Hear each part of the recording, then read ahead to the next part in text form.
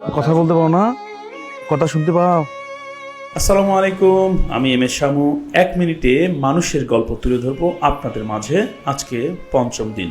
ভালো লাগলে ফলো দিন। তাহলে বাড়িতে করাইয়ে খায়? করাইয়া নাই ওই করাইয়া করি মুমিও তো হাঁটবেন না কারণ বিষ। শুভ দর্শক, আসসালামু আলাইকুম। আমাদের মাঝে দেখতেই পাচ্ছেন এক মমতাময়ী মা। আমরা মানুষের দুঃখ কষ্ট আপনাদের মাঝে তুলে ধরার চেষ্টা করতেছি। এখানে ইফতার দিতে আসছিলাম, সেখানে এনার সঙ্গে কথা। উনি অন্যের বাসার থেকে টুকটাক নিয়ে এসে খাচ্ছিল, কিন্তু এখন সে অবস্থাতেও নেই। ওনার যে বাড়ির হাজবেন্ড, উনি দীর্ঘদিন ধরে জ্বরাক্রান্ত এবং এক সময় বিছনায় পড়ে গেছেন, এখন অসুস্থ অবস্থায় আছেন। আমরা যেভাবে পারি আমরা তার কাছে সাহায্য পৌঁছানোর চেষ্টা করতেছি। আপনারা চাইলে আমাদের মাধ্যমে যোগাযোগ করে তাকে কিছু সাহায্য করতে পারেন। আচ্ছা, আপাতত এটা দিয়ে বাজার টাজার করে খান, আমরা পরে এখন বাড়ি এসেই দেখবো এখন কি পরিস্থিতি হয়। এ কি হয় আপনার? নাতনি কথা বলতে পারো না?